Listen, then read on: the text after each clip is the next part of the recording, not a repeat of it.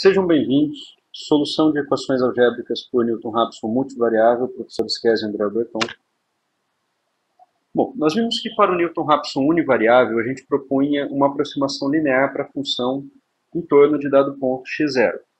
Então, nós tínhamos aqui a funçãozinha, nós propunhamos a reta. Então, nós calculando a função no ponto zero, a derivada no ponto zero.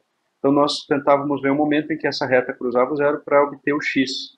Então, a gente ficaria com essa formulazinha aqui para encontrar o x daquela reta que cruzava o zero. Então, ficava x0 menos a função sobre a sua derivada. De forma iterativa, a forma iterativa do método é dada por esta expressão aqui de baixo. Xk mais 1 igual a xk menos a função sobre a sua derivada. Tá? K marcando a iteração. Que é repetida enquanto, em valor absoluto, a função for maior que uma tolerância, ou seja, ele não convergiu ainda, e o número de iterações estiver abaixo de determinado número de iterações limite. Tá? Então, se alguma dessas variáveis booleanas se tornar falsa, o procedimento deve ser interrompido. Newton-Raphson multivariável. Né? Ele é absolutamente análogo a univariável. Ele consiste em resolver um problema de encontrar incógnitas que satisfazem equações. Por exemplo, x1 mais 2x1 x2 igual a 3. x1 igual a exponencial de x1 vezes x2. Observem que no sistema há duas equações e duas incógnitas. Se houver n equações, deve haver n incógnitas. Tá ok? Bom, então a primeira etapa consiste em transformar tudo em funções. Né? Então vamos passar tudo para um lado da equação. A primeira função seria x1 mais 2x1 x2 menos 3. A segunda função seria x1 menos exponencial de x1 vezes x2. Simplicidade de notação, vamos definir o vetor x igual a x1, x2. Agora, devemos encontrar a raiz das funções, ou seja, os valores de x para os quais simultaneamente as funções sejam nulas. Ou seja, eu quero saber x1 e x2 para os quais f1 é igual a zero e f2 é igual a zero. E aí nós vamos ter a solução do nosso sistema de equações. Assim como o Newton-Raphson univariável, partimos de um chute, uma estimativa inicial para os valores de x1 e x2. Após isso, como no Newton-Raphson univariável, nós propomos aproximações lineares para as funções em torno de um ponto x0. Propondo aproximações lineares para as funções. Bom, então essa é uma fórmula, por exemplo, que a gente estava habituado a ver. Né? Então nós temos a função 1, se ela tivesse só uma variável, essa seria a aproximação que nós vimos no Newton-Raphson univariável. Então seria um y1, que seria a reta, igual a f1 mais x1 menos o x10 vezes a derivada da função em relação a x1. Okay? Então isso era o que a gente tinha visto no univariável. Ocorre que agora a gente tem duas variáveis, então a aproximação linear deve contabilizar também uma aproximação linear em termos de x2, ou seja, vai ser x2 menos x2 vezes a derivada de f1 em relação a x2. Okay? E esta é a aproximação da primeira função em termos de x1 e x2.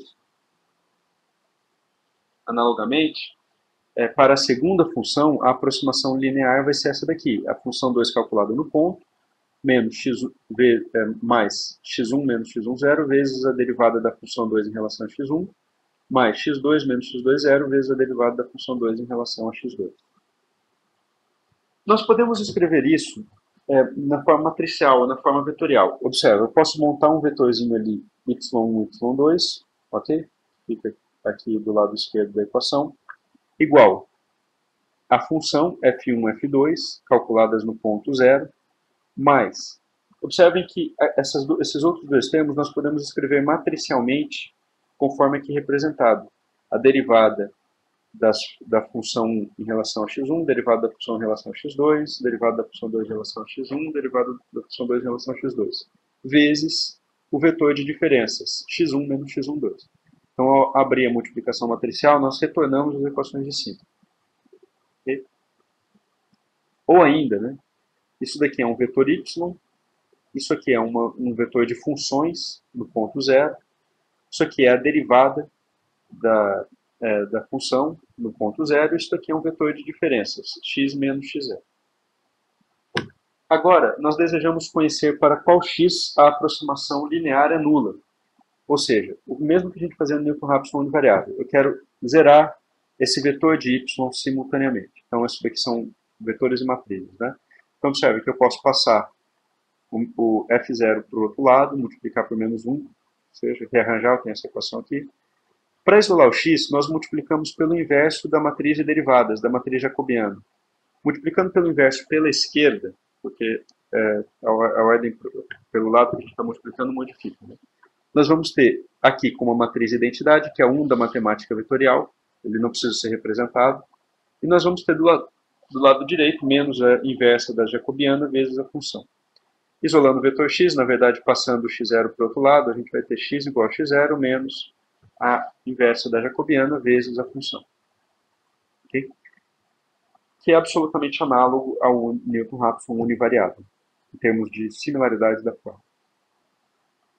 Funcionamento do método. Então, logo, a regra de atualização de x fica xk mais 1 igual a xk menos a inversa da jacobiana vezes a função, que é repetida enquanto nós vamos tomar o maior valor ali dentro das funções e verificar se o maior valor dentro das funções continua maior que a tolerância. Quer dizer que não convergiu.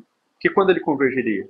Ele converge quando as duas funções forem muito pequenas. Então, mesmo quando o maior valor da função ficar abaixo da tolerância, quer dizer que o método convergiu.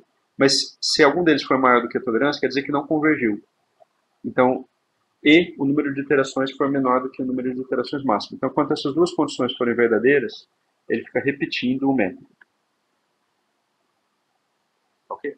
Então, fórmula do Newton-Raphson univariável, multivariável é absolutamente análoga à do univariável. E é claro que, se você só tiver uma equação no incógnito, essa fórmula se reduz à do Newton-Raphson univariável. Bem, exemplo. Ache a solução das equações x1 mais 2 vezes x1, x2 igual a 3, e x1 igual a exponencial de x1 vezes x2, fornecendo como estimativa inicial x1 e x2, respectivamente igual aos valores de 1 e 2, para uma tolerância nas funções de 1, 10 a menos 6. Okay. Então, primeiro vamos escrever as funções, nós vamos passar tudo para um lado da equação, então vamos ter x1 mais 2x1, x2 menos 3, x1 menos exponencial de x1 vezes x2. A matriz de derivadas fica. Na primeira coluna, nós temos as derivadas em relação a x1, das duas funções. Na segunda coluna, as derivadas das funções em relação a x2. Na primeira linha, as derivadas associadas à função f1. Na segunda linha, as derivadas associadas à função f2. E assim sucessivamente, caso nós tivéssemos mais equações incógnitas, né? Então, são funções simples de derivar as expressões ali de cima, nós chegamos nas expressões de baixo. Ok? Aplicando a atualização do método, nós vamos ter que xk mais 1 igual a xk menos a inversa da jacobiana, a inversa da matriz de derivadas primeira, vezes o vetor de funções, né? Então, note que nós vamos chutar x1 e x2 na iteração 0 e vamos obter o x1 e x2 da iteração 1. Né? Então, para isso, nós vamos precisar calcular a jacobiana, a sua inversa e fazer uma multiplicação pela função. Notem que nós temos uma inversão de matriz seguida de uma multiplicação de matrizes. Okay? Então, não é possível efetuar sem cálculo numérico. Para duas dimensões até daria para fazer isso um pouquinho mais simples, mas 3 ou mais dimensões fica inviável. A gente tem que usar o Excel Select. Vamos lá para o Excel para ver como é que isso seria feito em Excel. Então aqui nós temos o cabeçalho já pronto, a tolerância, o contador de iterações, os x's, nós vamos colocar o x1 na primeira e o x2 na segunda, tá ok? Então x1 e x2. As funções 1 e 2, nós temos a jacobiana, que é a derivada da função, nós vamos inverter a jacobiana, e nós vamos fazer depois uma multiplicação de matrizes, a inversa da jacobiana vezes a função. E aqui a pergunta de convergência. Né? Então, a primeira coisa, vamos começar a mesclar, centralizar aqui a iteração 0, os valores de x1, o x1 é 1, o x2 é 2, a estimativa inicial, o chute inicial. Né? As funções, igual a x1 mais 2 vezes x1 vezes x2 menos 3. Ok? A segunda função, igual a x1 menos exponencial de x1 vezes x2. Okay? As derivadas, igual a 1 mais 2 vezes x2. É a primeira derivada da primeira posição lá. Dê uma olhada na expressão, vocês vão ver isso. A segunda, 2 vezes x1. Okay? Aqui vai ser igual a 1 menos x2 vezes exponencial de x1 vezes x2. Okay? Aqui nós vamos ter menos x1 vezes exponencial de x1 vezes x2. Tudo bem? Então, aqui estão as expressões das derivadas. Tudo bem? Vamos obter a inversa. Como é que nós obtemos a inversa? Nós vamos selecionar a área onde a inversa será contida e vamos digitar. Em português é igual matriz ponto inverso. Tá vendo? Essa funçãozinha aqui. Selecionamos a matriz que desejamos inverter. Fechamos o parênteses e não damos Enter. Damos Ctrl Shift Enter. Ok? E aqui nós vamos ter a matriz inversa da jacobiana.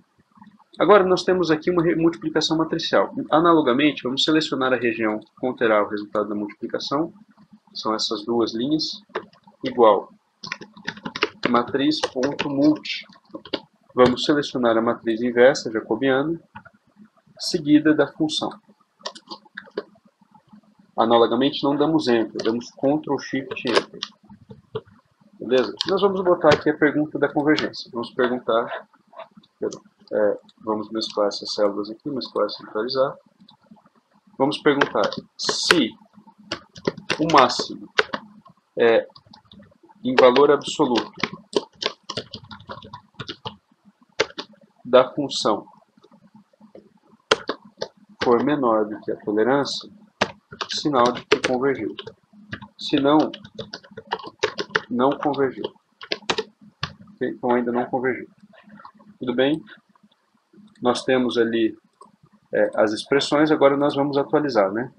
Então, aqui nós vamos descer, fazer igual ao anterior mais 1, certo? Aqui é que nós vamos fazer isso igual ao x1 menos o passo em x1, que é esse cara aqui. Ou seja, a inversa vezes a função. Você sai daquela posição do x1. x2 vai ser análogo. Isso aqui menos este cara aqui. Tudo bem? Então, vamos copiar aqui esse formato. Vamos colar esse formato. Então, protegendo a célula ali para que a tolerância, ao arrastar, não dê problema, né? Ok. Então, agora nós podemos selecionar tudo aqui e arrastar. Tudo bem? Então, agora todo mundo aqui está com fórmula, a gente pode selecionar isso e arrastar. Então, observem que gradativamente a função vai reduzindo. Né? Aqui na sexta iteração nós já temos a solução do problema. As funções ficaram todas abaixo de 10 a menos 7. O x1 é 1.8, aqui 1.81, e o x2 é 0.328. Tudo bem? Então, valores de x1 e valores de x2. E as funções todas abaixo de 10 a menos 6. Por simplicidade, nós já temos o resultado aqui implementado em Scilab, né? Nós temos aqui a função escrita. A função é um vetor de funções e é um vetor de x, ou seja, ele vai ter duas saídas, né? O f é um vetorzinho de tamanho 2. A derivada é uma matriz de tamanho 2 por 2, também as funçõezinhas aqui escritas. Okay? E número máximo de iterações, tolerância. Inicializamos essa condição aqui, que ela é inicializada como true, e fazemos enquanto a condicão, né? Nós vamos ter, enquanto condicão, nós vamos ter, vamos calcular a função, vamos calcular a derivada, vamos atualizar o x. Aqui nós não estamos fazendo controle de passo. E nós vamos fazer isso enquanto ele não tiver convergido, ou seja, o maior valor da função em valor absoluto permanecer maior que a tolerância e ele não tiver estourado o número de iterações. Beleza? Aqui eu estou até pedindo para ele escrever ao longo os valores de x e f que ele está obtendo. Tá? E atualizamos o contador de iterações. Então vamos codar aqui para ver o resultado. Aqui nós temos 1,810.328, que é o mesmo resultado do Excel. Ok? É isso.